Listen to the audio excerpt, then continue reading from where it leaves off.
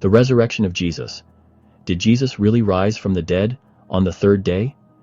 In Matthew chapter 28, Mark chapter 16, Luke chapter 24, and John chapter 20, we read about the resurrection of Jesus.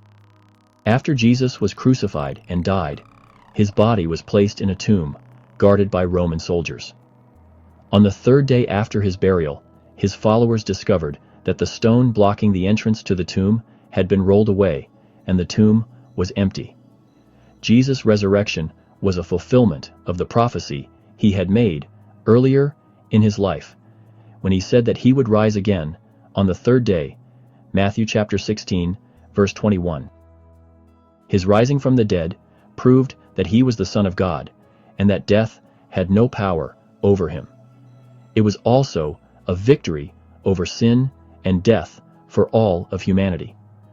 After his resurrection, Jesus appeared to many of his disciples and followers, providing them with physical evidence of his return. He showed them his wounds and ate with them to prove that he was not a spirit, but was truly alive in the flesh. Luke chapter 24, verses 36 through 43. These appearances were essential for the disciples' faith, as they needed to witness firsthand that Jesus had truly risen. The resurrection is central to Christian belief because it assures believers of life after death and the possibility of resurrection for all who follow him. It demonstrates that through Jesus' sacrifice and victory over the grave, death is not the end, but a transition to eternal life. This event also teaches us about the power of God and the truth of his promises.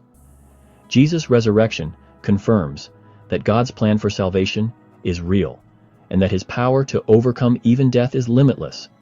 For Christians, the resurrection is the cornerstone of their faith and a source of hope, showing that through Jesus, all can overcome death and live eternally with God.